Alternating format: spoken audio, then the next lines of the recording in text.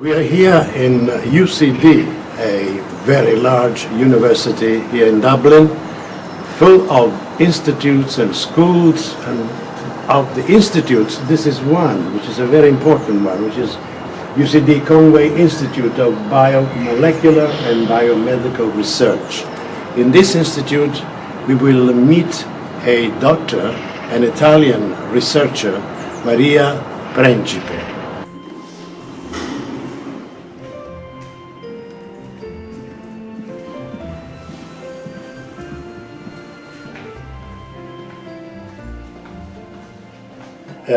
Maria Prencipe, very Italian, very important person in this institute, which has to do with research on cancer. You have been here for a number of years, involved in research on cancer.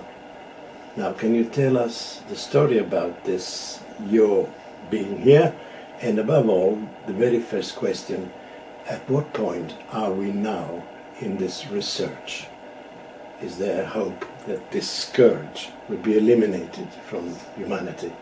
So I am delighted to talk to you today about this topic because I'm very passionate about communicating what researchers are doing in the oncology field. So I've been working in cancer research for 15 years now, 3 years in Italy, actually in San Giovanni Rotondo in Casa Sollievo della Sofferenza, yes. And then I moved to Ireland to do my PhD, and after that I am still working in the field of cancer research. So I think this is a very exciting time for cancer research and for patients, because for the first time we are getting to a type of approach that is different from before. So we are in the era of personalized medicine. So what we're trying to do now, rather than cure everyone at the same way, to have more patient-tailored treatments. And this is possible because of all the advance in the field.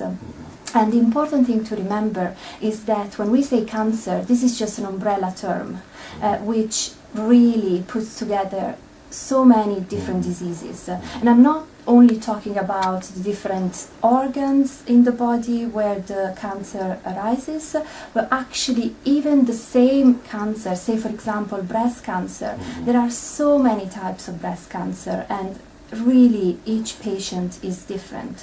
If you like, it is like a car. Everyone has, every car has the same engine, but then we have so many different makes of cars. So every patient is different, and we're going now towards an era where we can treat each patient differently. But in this treatment, is there some major advancement in terms of therapies? Of course there is.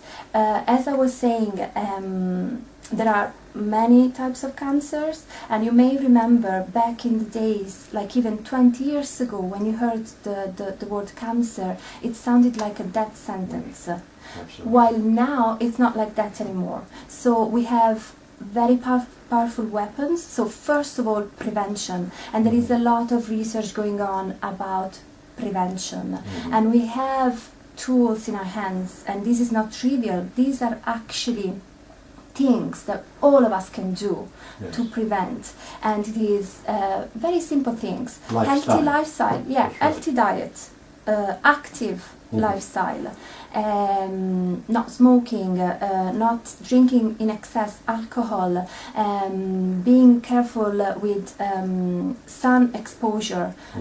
These are all things that really help prevention. And then the other thing is screening. I would say that most cancers, if caught early, can be cured. So we have very good screening programs.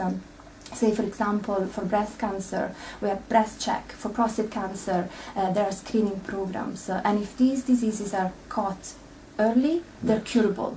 We have vaccination for cervical cancer, and that is a huge advance. Who would have thought that we could prevent a cancer with the vaccine? So we need to bear in mind all of these things. Now, this is what we can do to prevent and to get to diagnose these cancers early. What I'm interested in is the other proportion of cancers, what it is advanced form of cancers. And even in this area there are exciting advances. And as I was saying, with the personalized medicine approach, we can now tailor the treatments to each patient individually, and this is very important, so that the one-size-fits-all approach is not used anymore. I must say, hearing your scientific exposition of this fact, you know that treatments could be in the form of tablets, which are chemicals, or herbal, which are very natural type of thing. Is there any research on the herbal side of it about treating some forms of cancer? There is huge research and huge interest in natural compounds. There is a huge interest in nutraceuticals, which are elements of the diet which will prevent or will help cure certain types of cancer. What I would say is that even chemotherapy is something that comes from some types of chemotherapy comes from natural sources. That's right, yeah. So, for example, there is a very wide used chemotherapy called Taxol, and it is used for advanced prostate cancer, for advanced breast cancer, and others. And this comes from the bark of a tree. Yes. So that's natural. Interesting. Exactly. So the concept of natural is very wide. What it is important is that there are very robust studies done to show that that natural element has an effect. And for example, we have tons of nutraceuticals.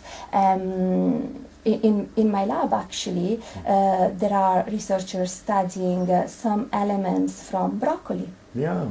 And their association with preventing prostate cancer. And there are other elements, resveratrol, which is present in grapes, red wines. Right.